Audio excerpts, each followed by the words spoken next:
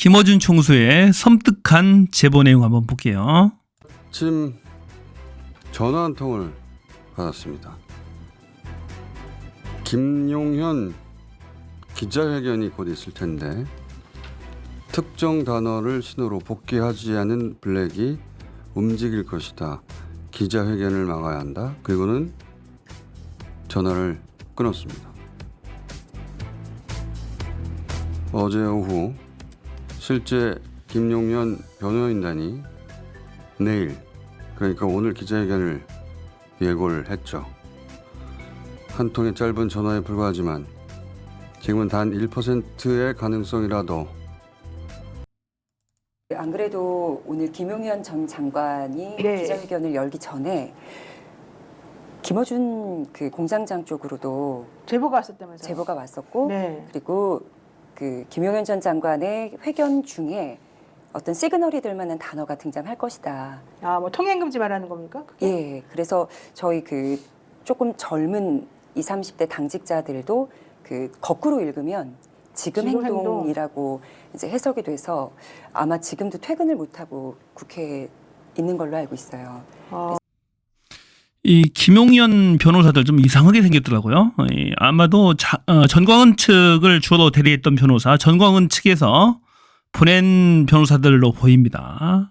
그런데 특이하게도 이 통행금지 부분에 대해서 자세히 설명합니다. 개헌포고령에 통행금지 부분이 있는데, 이 개헌포고령은 전반적으로 김용현이 초안을 작성해서 윤석열이 마지막으로 이제 검토를 마치고 최종 사인을 했다는 건데, 이 통행금지, 거꾸로 얘기하면 이제 지금 행동이잖아요. 지금 행동. 그래서 좀 섬뜩한 이 김어준의 제보 내용으로 보면 좀 무서운 그런 느낌이 들어요. 왜냐하면은 정부사의 블랙 요원들, 이 30여 명의 블랙 요원들이 일부는 또 미복귀이고 폭탄과 소총을 가지고 탄약을 가지고 나가서 아직도 미복귀인 자들이 좀 있는 것 같아요.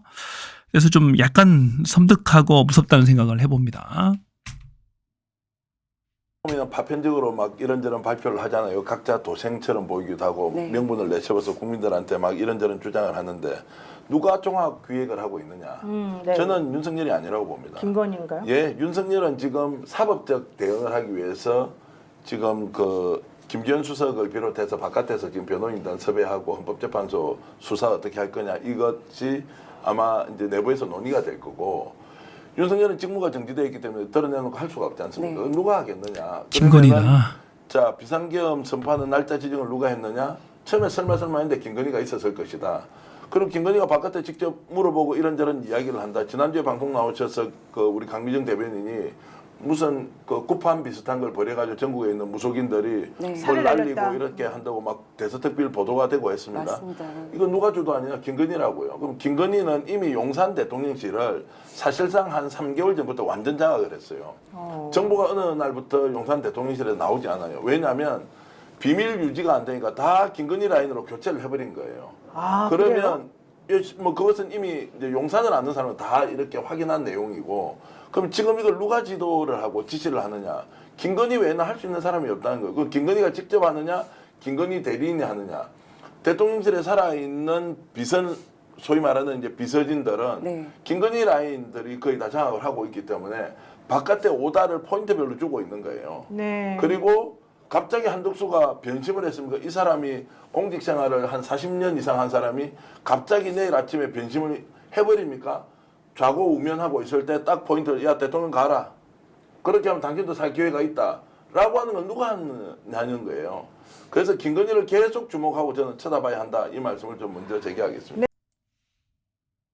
윤석열과 가장 가깝게 지내는 뭐 고등학교 선후배다 이러지 않습니까? 네. 실제로 오래전부터요. 용산 대통령실 취재하는 사람은 김용현은 윤석열 사람이라고 생각하는 사람은 반쯤 아는 거고요.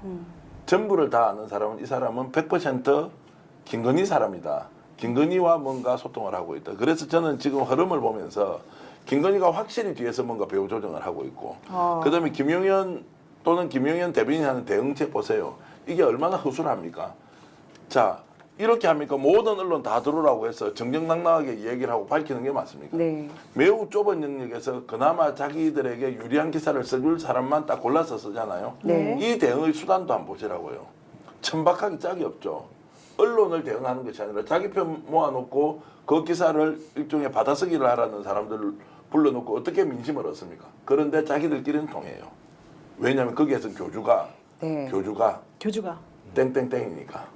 김건희. 지금은 가장 큰 힘을 가진 사람은 땡땡땡이다, 김건희다 이렇게 되는 지금 겁니다. 전교안 대표님 말씀에 저도 굉장히 네. 동의하는 게 예전에 김건희 씨 수사받을 때 검찰들 휴대전화기 다 먼저 걷고 들어가서 네. 지금 조사 내용이나 뭐 수사받는 내용이 외부로 유출이 되는 순간 조사를 멈출 거라고 얘기를 했거든요. 스탠스가 지금 그 언론사 걸러서 받는 요 스탠스랑 굉장히 비슷합니다.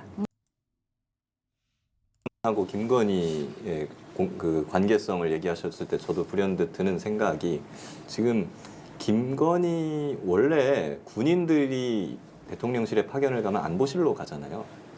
비서실에 근무하는 군인 들어본 적 있으십니까? 의전 비서관실에 한 명 있어요. 군 행사하는 사람. 근데 부속실에 김건희를 수행하는 군인이 있다는 거예요. 실제 현역 군인인데 거기서 부속실에서 김건희를 수행하고 있다고 하는데 그 사람이 과거에 김용현이 17사단장을 할 때 참모였다고 합니다.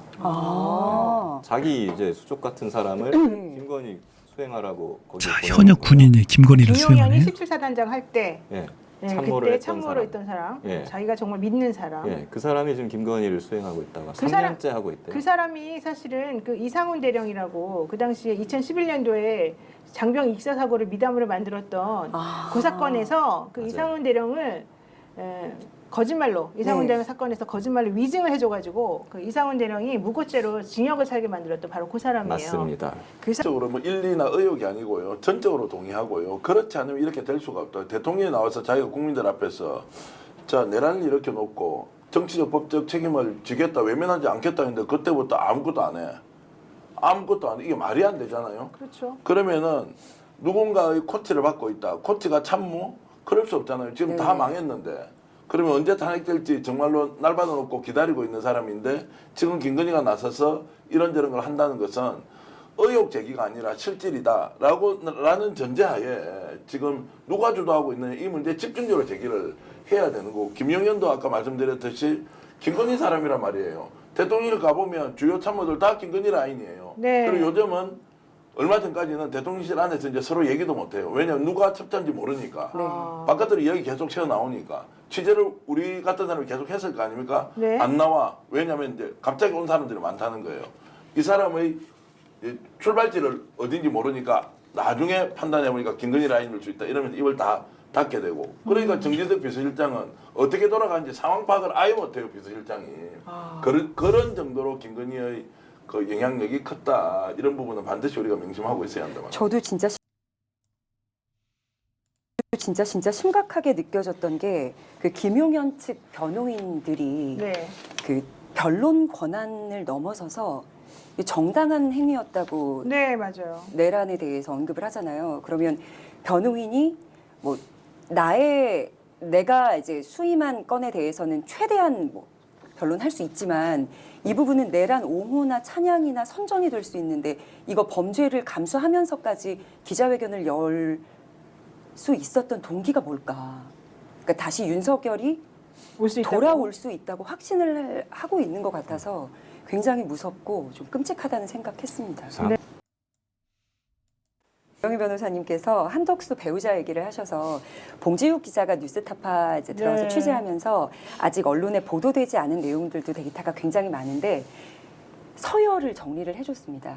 1위가 한덕수 배우자예요. 네. 2위가 김건희, 무속 관련. 3위가 한덕수, 4위가 윤석열인 거예요. 아, 그래요? 예. 김건희 위에 있다고요? 예, 김건희 위에 한덕수 배우자가 있고 근데 한덕수도 3위예요. 네, 한덕수가 사실은 그 관련 자료들을 다 종합해서 본인이 볼 때 윤석열보다 서열이 높다라고 결론을 내렸대요. 근데 왜 이렇게 잘 알아요, 우리 대변인님은 그런 거?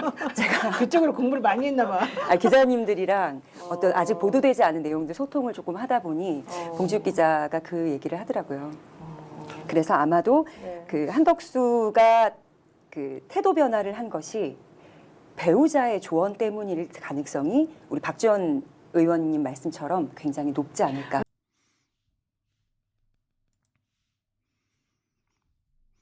한덕수의 처가 무속에 김건희보다도 더 심취해 있다.